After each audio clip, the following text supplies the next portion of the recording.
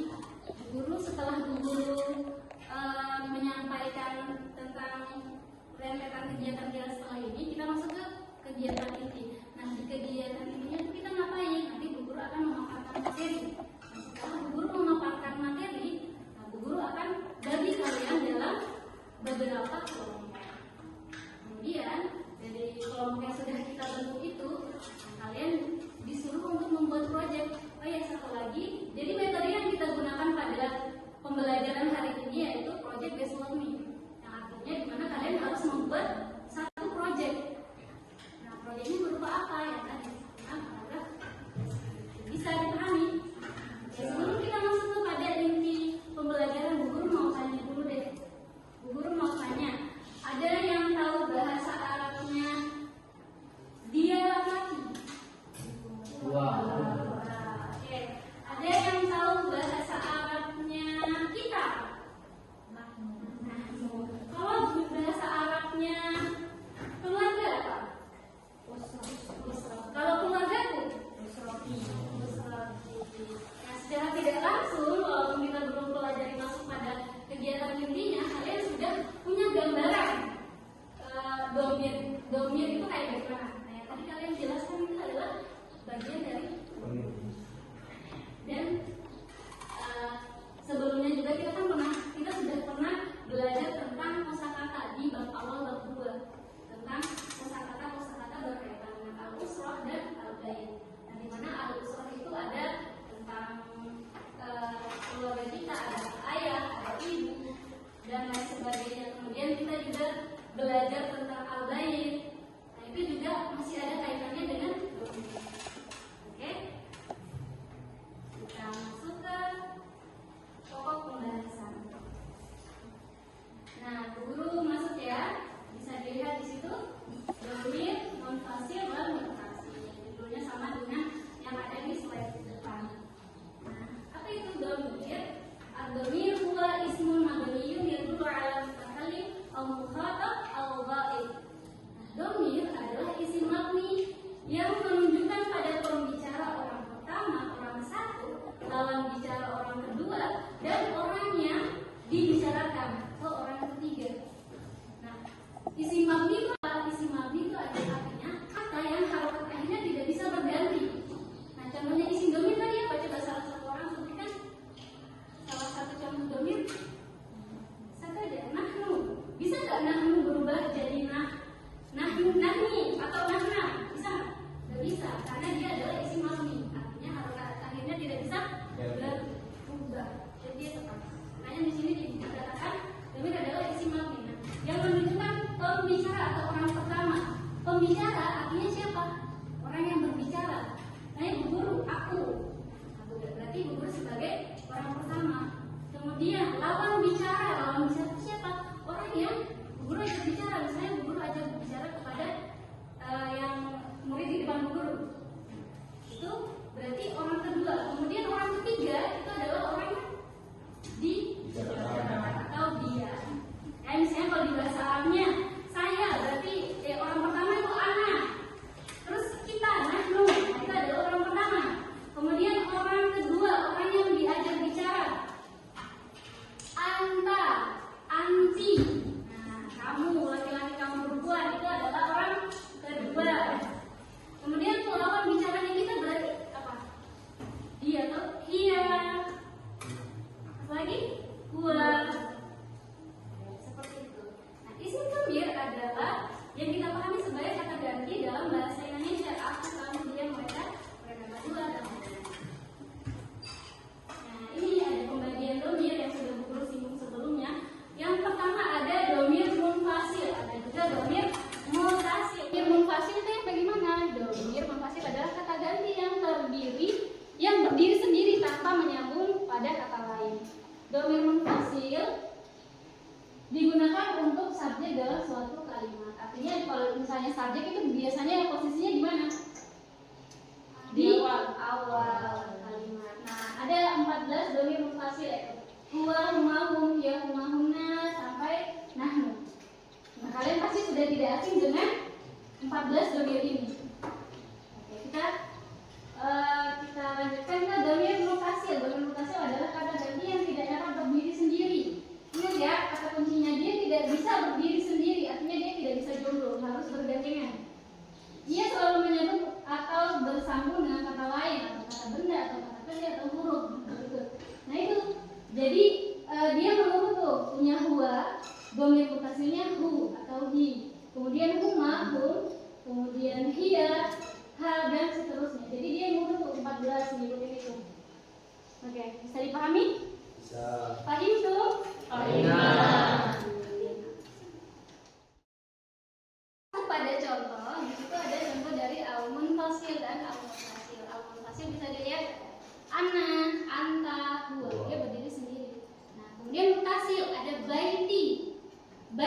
baituka, baituhu. Nah, kalian bisa lihat mana yang termasuk dalam domirnya, yang mana? Kalau baiti, yang mana yang masuk isim domirnya? Ya. Oke. Yang menunjukkan rumahnya siapa? Kalau baitun kan rumah, kalau baiti rumahku. Jadi ya itu menunjukkan kepemilikannya saya. Baituka. Mu siapa? Baituhu. Dia siapa? Bisa dipahami ya? Nah, di sini ada contoh dalam kalimat ya yang lebih lengkap lagi. Ya, huwa, contoh kalimatnya huwa qalibun. Iya qalibatun. Anta muallimun, antum muallimuna, anti qalibatun. Sudah bisa dipahami kan? Dia ghurfatuha nadifatun jiddan. Mana yang termasuk dalam isim domirnya? Fatuha. Jadi kalau hiya itu domir mutasilnya ha. Oke, kemudian ada juga anti. Hadihi ukhtuki al-kabirah. Mana yang termasuk dalam isim domirnya? Ya? Oke, sampai seterusnya nanti bisa kalian lihat. Dan nanti juga ada di buku paket yang lebih lengkap lagi, ada contoh dari 14 domirnya. Ismuhu Hasan. Namanya Hasan. Nah, itu ada lagi tuh. Ada apa? Domir apa di situ? Mutasil. Yang mana? Punya kembali kepada siapa? Ayahnya Subhan.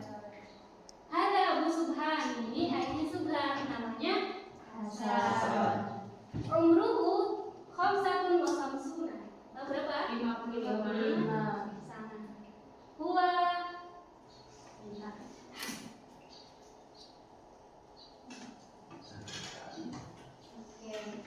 Huwa yaqra'u al-jaridah fi ghurfatil julus. Dia membaca koran di ruang tamu. Wa hadhihi Ummu Subhan. Dan ini ibunya Subhan. Ismuha. Nah, ada lagi tuh di situ. Ada domir apa di situ? Domir mutasil atau munfasil? Mutasil. Namanya Nurul Jannah. Umruhu khamsina sana. Umurnya 50 tahun. Dia tatbakhu ruzaq fil matbah. Dia memasak nasi di dapur. Ada aku Subhan, ini adalah aku Subhan al-Kabiro. Ini adalah kakaknya Subhan. Ismuhu, ada lagi ismuhu, namanya Aska.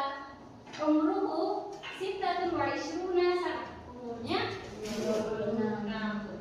Huwa yashrabul qahwa fi ghurfatil julus. Dia minum kopi di ruang tamu. Nah, dari paragraf ini kalian bisa bedakan mana yang domir munfasil, mana yang domir mutasil. Bisa dibedakan? Bisa? Nah, kalau kalian buat dalam suatu paragraf deskripsi yang isinya terdiri dari beberapa kalimat dan di dalamnya ada domir munfasil dan mutasil, bisa? Bisa. Oke, jadi tugas selanjutnya kita ngapain? Membuat paragraf deskripsi mengenai tema al-usrah wal bait. Jadi ada al-usrah, ada bait. Ada tema tentang keluarga dan juga tentang rumah. Jadi kalian boleh pilih salah satu. Mau pakai temanya keluarga atau temanya tentang rumah. Minimal 5 kalimat, yang pendek-pendek aja, yang gampang menurut kalian. Dan maksimalnya 7 kalimat. Dengan menerapkan minimal 4 jenis domir, 2 munfasil dan 2 mutasil yang berbeda. Jadi sekarang Bu Guru minta kalian untuk membuat kelompok, duduk bersama teman-teman kelompoknya. Sekarang.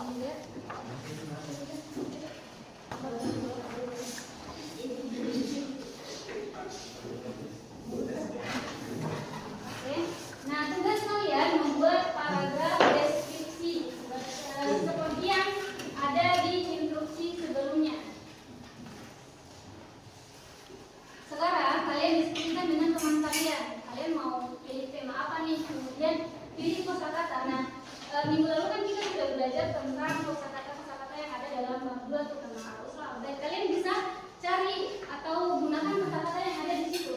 Jadi buku itu sebagai pedoman atau ada juga contoh kalimat di situ. Bisa kalian jadikan acuan.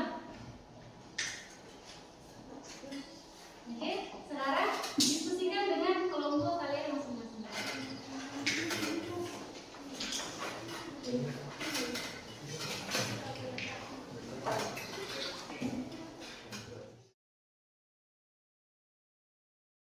Jadi kalian disuruh ngapain aja? Nah, pertama menentukan subjek proyek. Nah, subjeknya siapa? Pelakunya siapa? Mau pakai saya kah? Atau misalnya nama orang? Keluarga. Ya, jadi kalian boleh milih keluarga atau kamu. Kosakata yang bisa kalian pakai itu ada di bab 2 bagian awal. Kan memang sebelum masuk ke materi ini kan kita kan belajar tentang kosakata kan. Itu juga ada contoh-contoh kalimat yang bisa kalian pakai.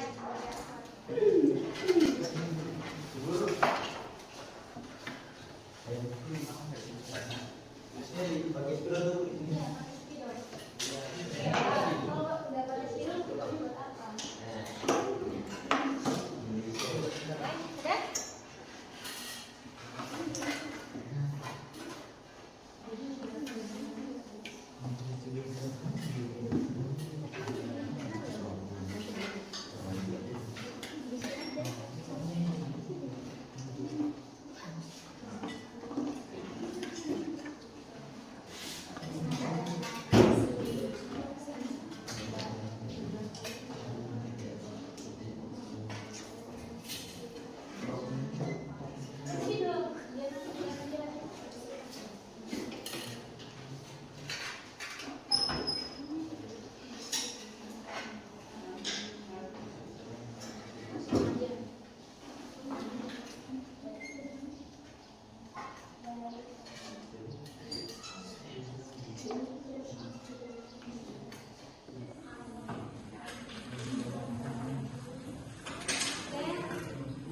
Yang sudah selesai jangan lupa menulis nama kelompok di bagian bawahnya dan juga jangan lupa dengan bukunya ya.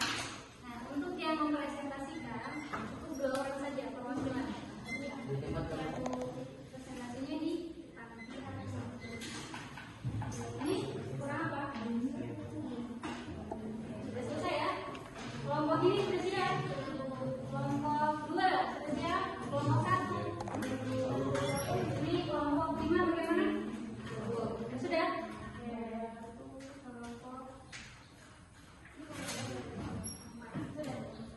Oke, karena semuanya sudah selesai, sekarang kita masuk pada sesi presentasi. Jadi buku minta dari menurut aja ya dari kelompok 1. Oke, silakan maju ke depan untuk mempresentasikan hasil kerjanya.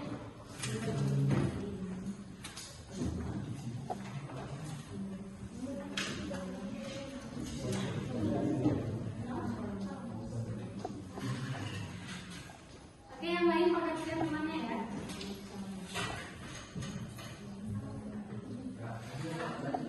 Assalamualaikum warahmatullahi wabarakatuh.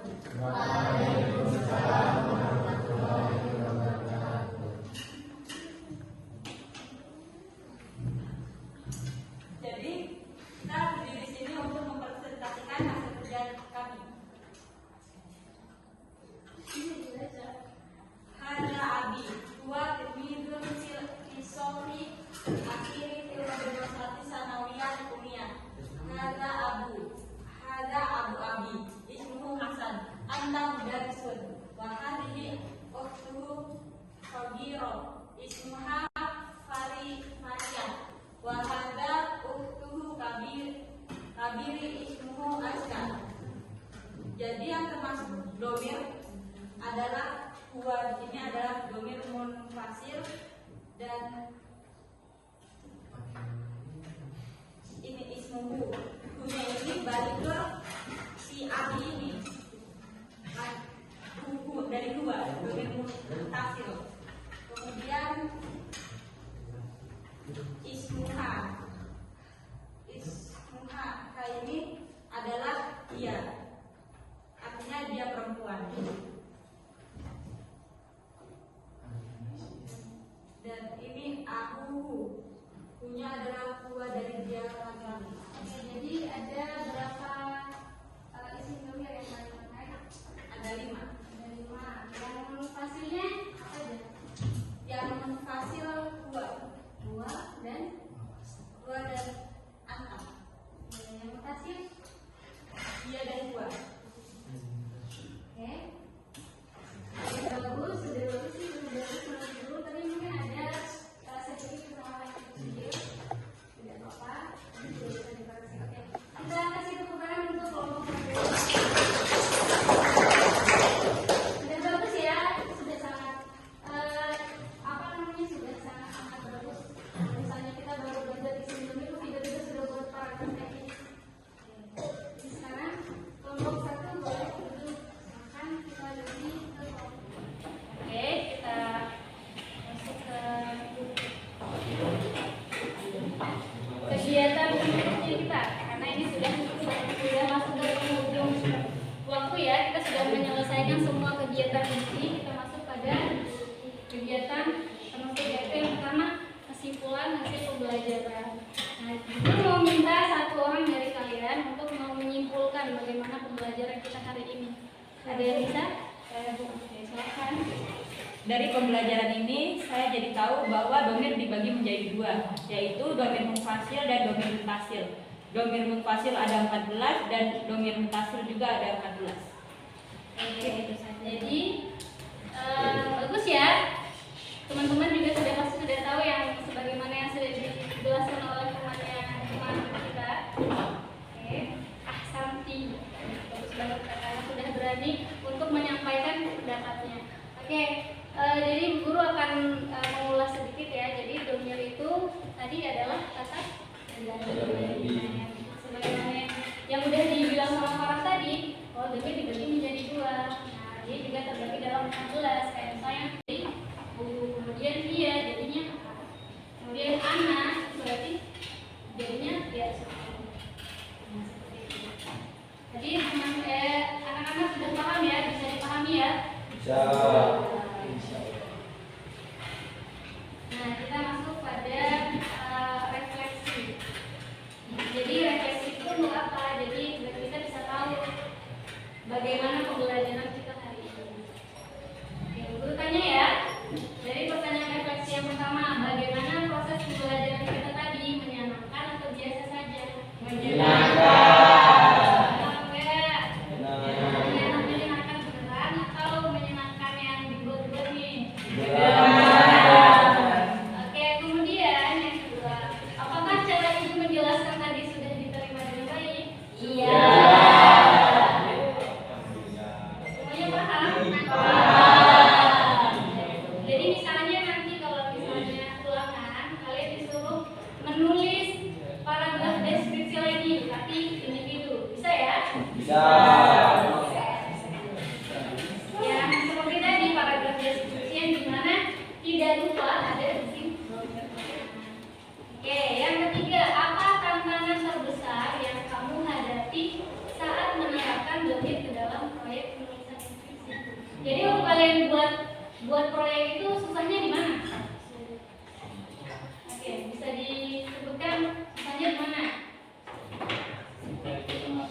Kosakatanya. Oke, kosakatanya. Mana lagi? Kosakatanya kenapa? Kurangi kosakata ya? Iya. Oke, apa lagi? Kurang kompak mungkin. Kurang kompak ya. Nah, bagaimana kamu mengatasinya? Kalau misalnya kurang kosakata berarti kita harus banyak Belajar. baca dan juga apa?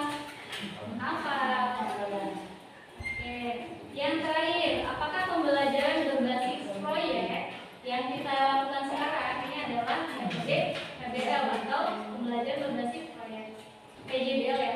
Nah, membuat paragraf deskripsi ini membuat kamu lebih memahami materi domir dibanding dengan menghafalkan saja. Jelaskan alasannya. Benar nggak? Dengan pembelajaran seperti ini kalian lebih paham tentang isim domir dibanding dengan menghafal. Iya. Ya. Lebih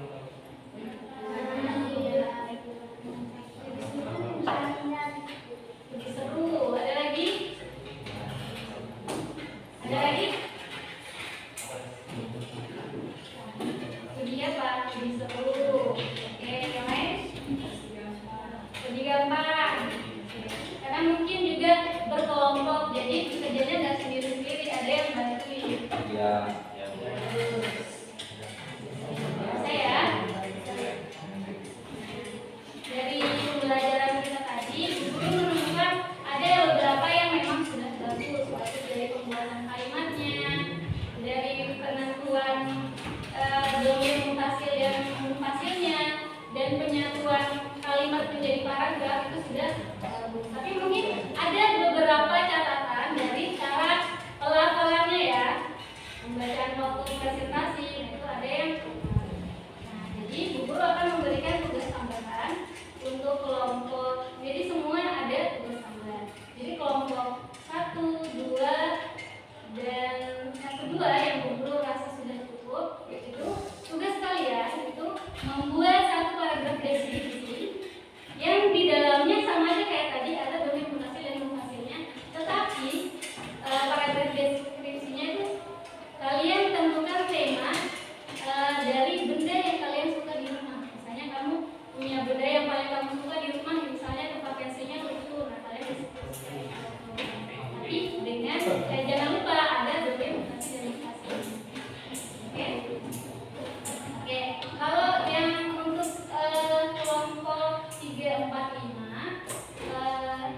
sama aja, kalian juga buat paragraf deskripsi, tapi dengan tema yang berbeda. Tapi bedanya kalau misalnya kelompok 1 dan 2 itu mungkin lebih banyak, lebih variatif lagi domirnya, dan lebih jangan cuma 2 terpatok 2. Tapi kalau untuk yang kelompok 2, 3, 4 mungkin sama aja, tetap 2 mutasi dan 2 munfasil. Temanya juga bebas. Oke, bisa dipahami?